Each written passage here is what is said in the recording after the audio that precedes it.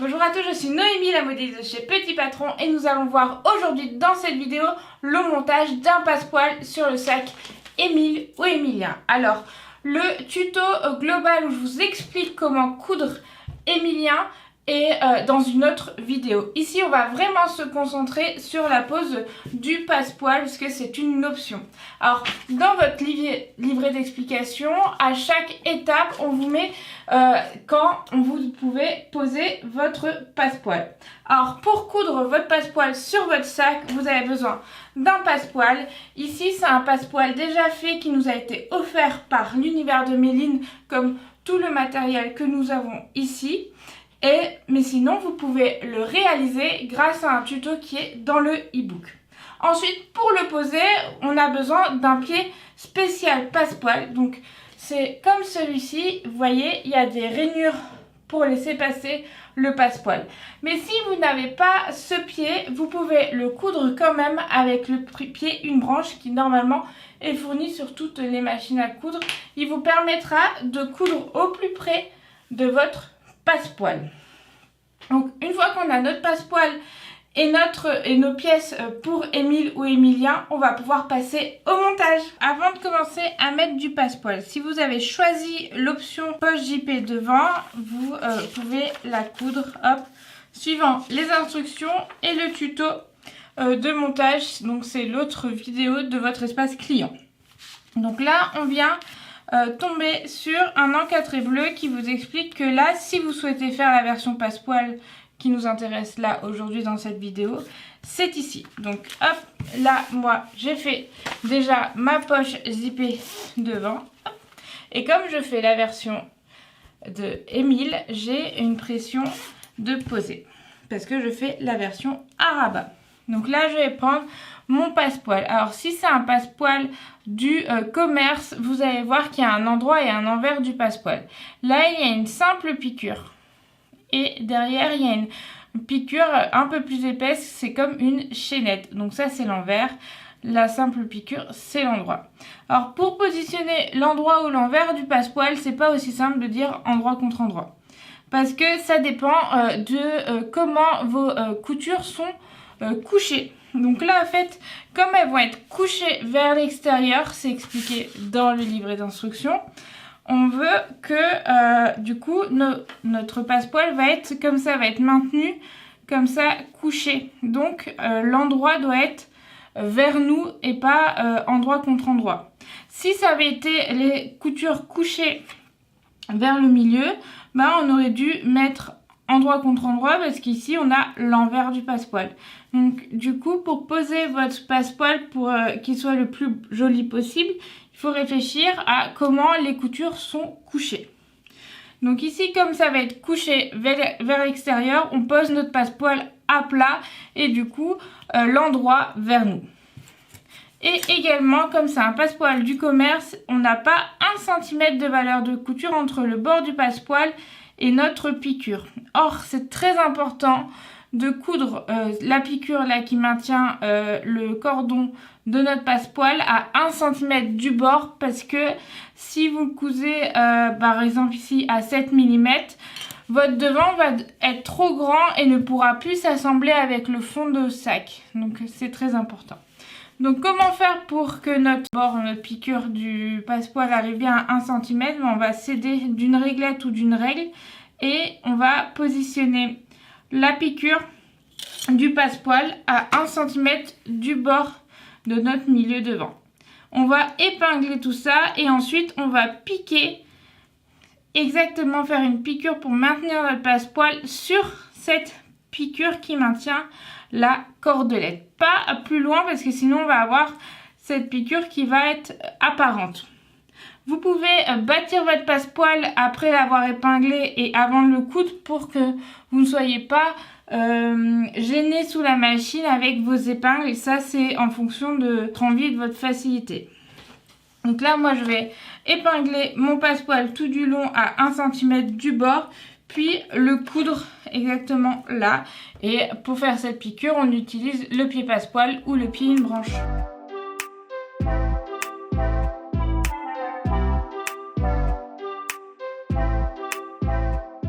On a fixé couper notre passepoil à 1 cm du bord ici avec une piqûre. Maintenant on va venir assembler notre découpe devant. Donc pour cela on a besoin de notre pièce, hop, ici, découpe côté. Donc ici je vais tout simplement placer endroit contre endroit, épingler tout du long et puis piquer exactement sur ma piqûre de passepoil. Pas plus loin parce que sinon on va avoir la valeur de couture du passepoil et pas seulement le petit dépassant.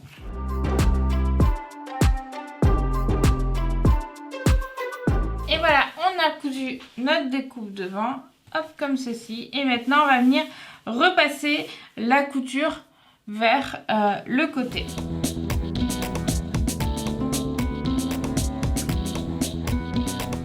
Et voilà, et en option vous pouvez faire une surpiqûre à 7 mm du bord pour maintenir le couturage, chose que je vais faire des options avec toutes les surpiqûres. Et voilà ce que ça donne cette première découpe avec un passepoil. Je vais faire exactement la même chose de l'autre côté et également sur mon dos, donc celui qui n'a pas de poche ici, je vais placer également du passepoil. Et voilà, on a notre devant avec notre poche de fait et notre dos. Ça rend super bien avec le contraste motif et passepoil brillant. Hop, ça on va les mettre de côté. Et maintenant, on va passer à l'option rabat. Si vous faites Emilien, il n'y a pas de rabat. Le rabat existe uniquement pour la version Émile. Donc, on va positionner notre passepoil tout du long du rabat. Pour cela, hop, je prends mon passepoil, mon rabat. J'ai une version doublure où j'ai déjà mis ma pression. Mais là, ce qui m'intéresse, c'est mon tissu. Donc, là, c'est un peu plus compliqué parce qu'on a des angles. Donc, pour nous aider, avec une craie ou un friction, on va venir dessiner les angles déjà sur l'envers avec une parallèle.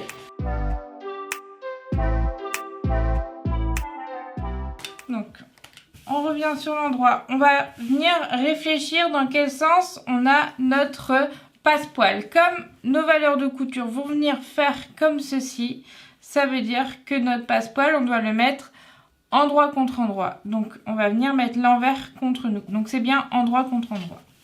Donc on va déjà épingler un premier côté.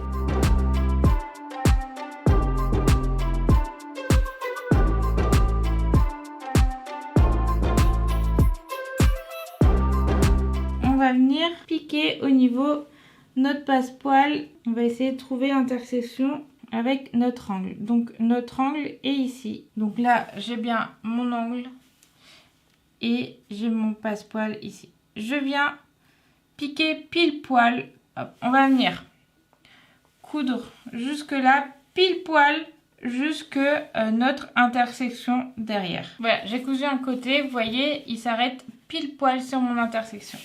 Donc je vais venir dégarnir l'angle, donc vraiment, dégager l'angle. On va cranter jusqu'à la piqûre pour pouvoir libérer mon passepoil. Donc vous voyez, c'est piqué jusque là et maintenant je vais basculer mon passepoil et pareil, l'épingler à 1 cm du bord jusqu'au prochain angle.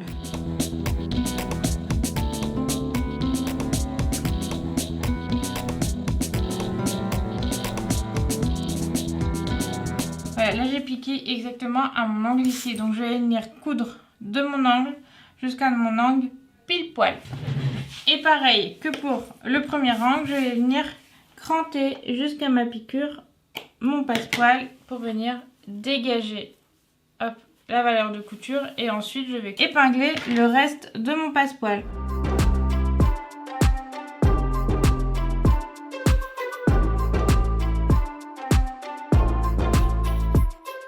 Je vais coudre mon troisième côté. Et voilà, mon passepoil est maintenu tout autour de mon rabat. Vous voyez, il est cousu à 1 cm tout autour.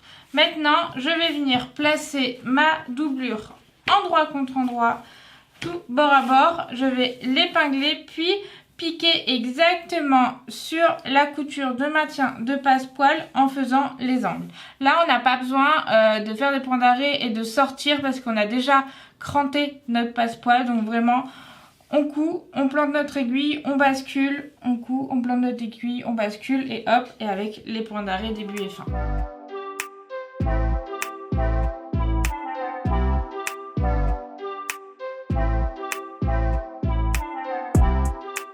Et voilà, on a cousu notre doublure sur notre tissu de rabat.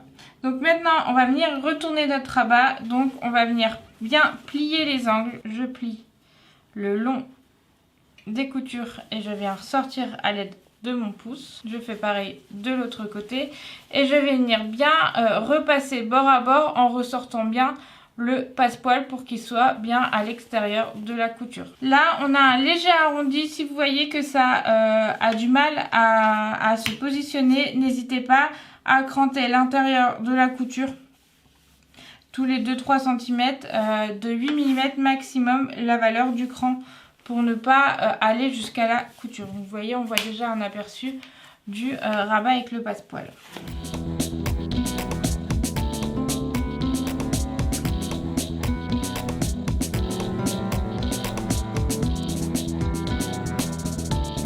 Et voilà, vous voyez, hop, j'ai mon rabat avec mon bord passepoilé. Alors, on ne peut pas faire des angles vraiment très nickel avec un passepoil parce que forcément, c'est une cordelette, donc il y a toujours une petite épaisseur.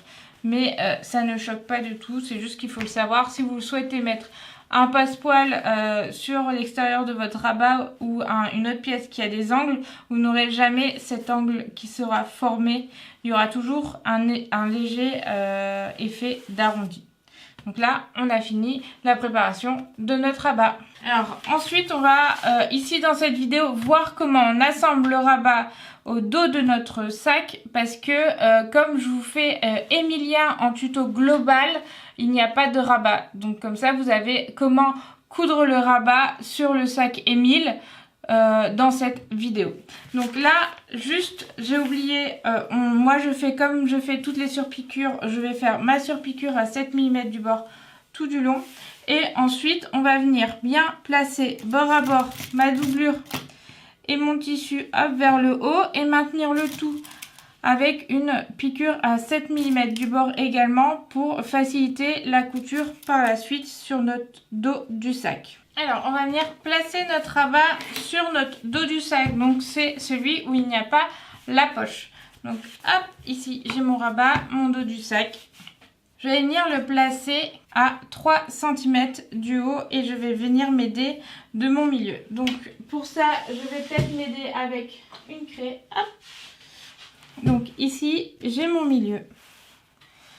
Je vais venir me tracer une ligne à 3 cm. Et on va venir placer le rabat donc endroit contre endroit parce qu'il va venir ensuite comme ceci. Donc là, j'ai mon milieu. Donc je vais venir prolonger mon milieu comme ceci. Donc là, mon milieu contre milieu. Et je viens épingler et il faut que mes deux côtés soient de la même distance. Voilà. Ensuite, pour maintenir mon rabat, je vais venir faire une piqûre à 1 cm du bord de mon rabat, ici. Donc, je n'oublie pas de faire mes points d'arrêt, vraiment des points d'arrêt solides pour pas que mon rabat s'arrache au fur et à mesure. Et voilà, vous voyez, j'ai cousu mon rabat. Et maintenant, je vais venir le repasser vers le haut. Et ensuite, je vais pouvoir faire une surpiqûre à 1,5 cm, ce qui va faire que je ne vais pas voir ma valeur de couture et qu'elle ne s'effiloche pas. Pour m'aider à faire ma surpiqûre, je vais passer à la craie sur mon rabat. Bien faire attention à ce que ici, ça rentre bien et ça dépasse pas mes valeurs de couture de passepoil. Pour ne pas que mes valeurs de couture de passepoil dépassent, je peux refaire une piqûre là, le long de mon passepoil, puis faire ici sur mes 1,5 et refaire sur le long du passepoil pour vraiment emprisonner la petite cordelette qui a tendance à s'échapper. Et voilà, on a maintenu notre rabat. Vous voyez, hop, ici, on ne voit pas les valeurs de couture. Tout est propre. Pour la suite, pour l'instant, on n'a pas besoin de passepoil. Donc, vous pouvez continuer à coudre votre bande pour assembler. Assembler votre face devant et votre face dos de votre sac. Et ensuite, on viendra coudre notre passepoil sur le haut de notre sac. Et voilà, on a cousu nos devant et dos sur notre bande pour former le corps du sac. Vous voyez, hop, et là on a notre petit rabat. Donc maintenant, on arrive ici sur placer notre passepoil sur le haut de notre sac. Donc on place le passepoil avant de mettre notre bande zip, nos anses, etc. Donc on va venir prendre le passepoil et là, ça va être quelque chose en rond. Donc il faut plier notre passepoil au début pour qu'il soit propre, un peu comme ça. Donc là déjà on va réfléchir dans quel sens on met le passepoil. Donc nous on veut que ça soit comme ceci. Donc on va bien le positionner endroit contre endroit. Moi je vous conseille c'est de le commencer sur un côté. Donc hop, on va venir. Moi pour m'aider à épingler, je mets toujours quelque chose.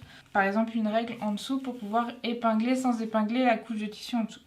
Donc comme on va venir endroit contre endroit, on va venir plier notre passepoil comme ceci, un peu en biais comme là. Comme ça, il n'y a pas la valeur de couture qui risque de sortir.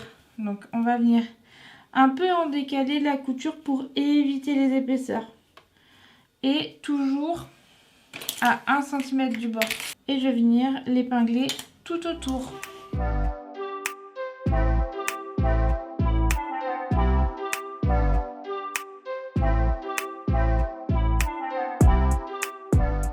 Et là, on se retrouve au début de notre passepoil.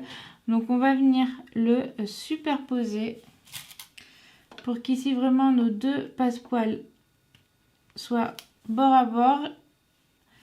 Hop, par là. Et ensuite, on vient le basculer, pareil, pour ne pas avoir le couturage qui nous gêne. Et on enlève le surplus. Maintenant, je vais venir coudre au ras de mon passepoil, comme on fait pour le maintenir. Et voilà, on a positionné notre passepoil tout le long du haut de notre sac. Et voilà ce que ça donne au raccord. Donc là, on a nos valeurs de couture. Et vous voyez, quand on va replier, ça va donner ça. Ni vu, ni connu. Donc là, hop, je prends mes petites instructions. Ici, on doit faire les anses. Alors moi, je les ai déjà fait. Et on va venir les placer sur le sac. Donc ça ne change pas par rapport au passepoil. Au fait, on va venir les placer selon l'écran comme indiqué sur les instructions comme ceci. Et on va venir les maintenir à 7 mm du bord. Et pareil pour le zip. Hop, ici. On fait le zip, que ce soit un zip séparable ou non. Hop, ici, j'ai ma bande de zip. Et je vais venir aussi la mettre après. Une fois que j'ai mis mes anses, je mets ma bande de zip. Et pareil, je la plaque à 7 mm du bord. Et voilà, on a placé notre zip, nos anses. Alors vous voyez, c'est pas cousu au bord du passepoil. On les a volontairement cousus qu'à 7 mm. Comme ça, on est sûr de ne pas coudre sur le passepoil. Alors vraiment, pour faire la version avec du passepoil, il faut vraiment une machine moyen haut de gamme parce que ça rajoute des épaisseurs. Là, vous voyez, il y a une double épaisseur pour votre zip, quadruple épaisseur, enfin avec la anse, plus une double épaisseur pour le passepoil, plus votre tissu. Et là, on va rajouter la doublure. Donc vraiment, ça commence à faire pas mal d'épaisseur. Donc si vous avez une machine entrée de gamme, moi je vous déconseille la version passepoil, surtout sur le haut. Donc là, on a positionné notre zip. Hop. Notre... ça, la bandoulière, c'est pour Émile. on a fait notre doublure. On a tout fait de l'intérieur de notre doublure. Hop, hop, hop. Et là maintenant, on va venir assembler la doublure à notre sac. Voici ma doublure qui a été faite ultra rapidement. Et je vais venir placer endroit contre endroit ma doublure. Donc là, j'ai mon sac qui est sur l'endroit. Ici, c'est mon dos avec le rabat. Moi, je sais que la poche intérieure, j'aime bien la mettre dans le dos de mon sac. Donc, hop, je viens glisser mon sac tissu dans mon sac doublure, comme ceci. Et du coup, là où j'ai ma poche, c'est là où j'ai mon dos de sac. Et là, je vais venir épingler tout du long avec cran contre cran, couture de côté contre couture de côté. Et ensuite, on va venir coudre sur notre couture de passepoil. Donc, normalement, c'est la couture la plus éloignée du centimètre de couture.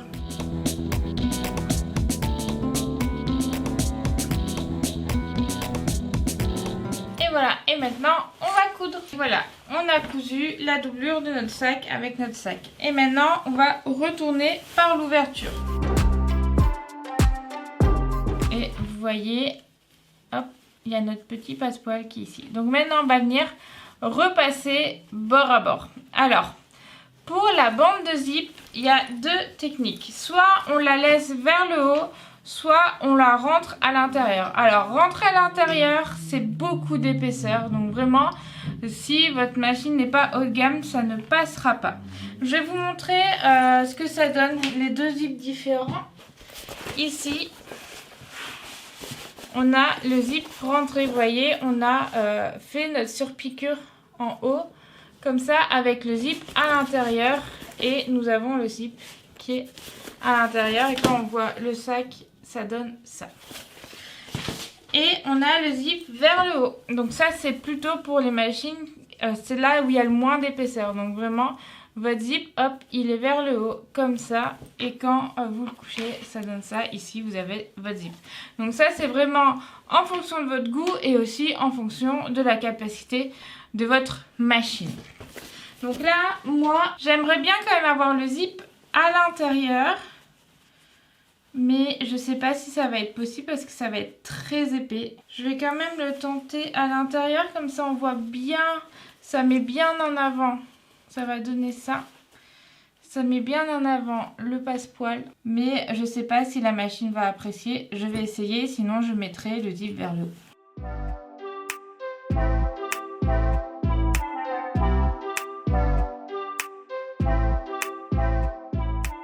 Voilà, j'ai terminé mon sac Emile. Alors j'ai opté plutôt pour le zip vers le haut pour deux choses. Parce que avec le passepoil, ça fait énormément d'épaisseur, notamment ici sur mes petites découpes devant. Et du coup, même avec la Juki DX5 qui est quand même une machine haut de gamme, je suis pas sûre que ça passait. Et en plus, pour Emile, les bandes de zip sont plus étroites qu'Emilien. Et du coup, si je la mettais vers le bas, ben j'avais plus du tout d'espace pour ouvrir mon zip. Donc vraiment, Emile, je conseille de faire que vers le haut. C'est plutôt Emilien qu'on puisse faire la bande vers le bas.